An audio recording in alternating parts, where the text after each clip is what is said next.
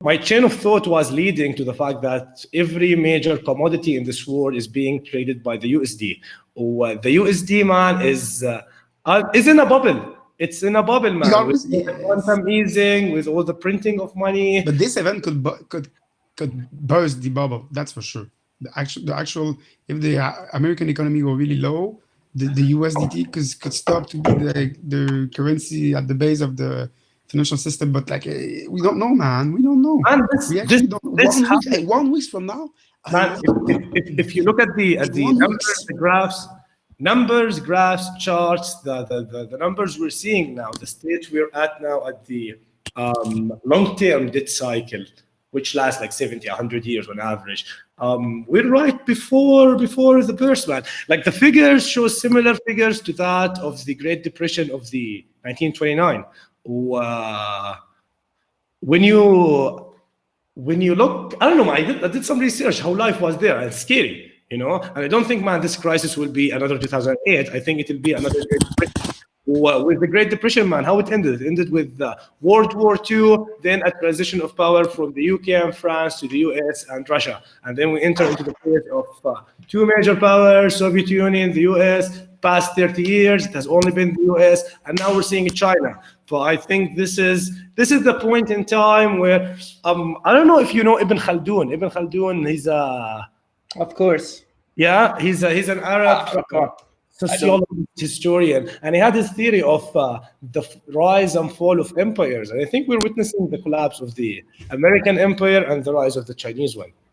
And when this happened, like, people will realize that it's in our best interest, to deal with China than to deal with the US. Especially now when you look at Africa, 50% of infrastructure project, man, is being built by the Chinese. When there are American sanctions on countries now, it's not really effective because countries get what they want from China, No, but like, look, as it used to be. We can guess what will be the outcome, man, because now China, the economy is going back, it's starting, but where's the demand, They don't have demand. Where are they going to ship the product, Where are they going to ship it, So still they want to start back the supply chain and shit. They want still to supply project, but they will have to cut workers too, man, because the demand, they sell most of the product in the US, in Canada, in Europe. They sell a bit in Africa, a bit South America, but the main market is the West, So the West always been feeding China with money because that was the cycle, So they're still selling product to us, but if there's no demand, in Netherlands, you saw this. I talked with Bashar. The flower. This is the flower they recolt. They recolting all of the fucking flower they sell for Saint Valentin and all of the nice stuff. They're just throwing flour everywhere, man. Nobody's buying flour. They're just flour. In Britain, in France, they don't send the boat in water. They're fishing fish. Nobody want to buy fish. They don't go to restaurant. People buy the supply, the basic. But every fucking corner of the economy of the supply chain is just going to slowly, just 1 week, man. They cut jobs in Quebec here. 1 week, 2 weeks, 3 weeks, 1 month, 6 weeks, man. Where are you going? No economic activity, man. People are not eating at restaurant. They're just eating fucking. So some shop we have a big increase, but in average it's a big disruption of the entire economy. So man, it's gonna change everything. What will be China? I have no idea, man.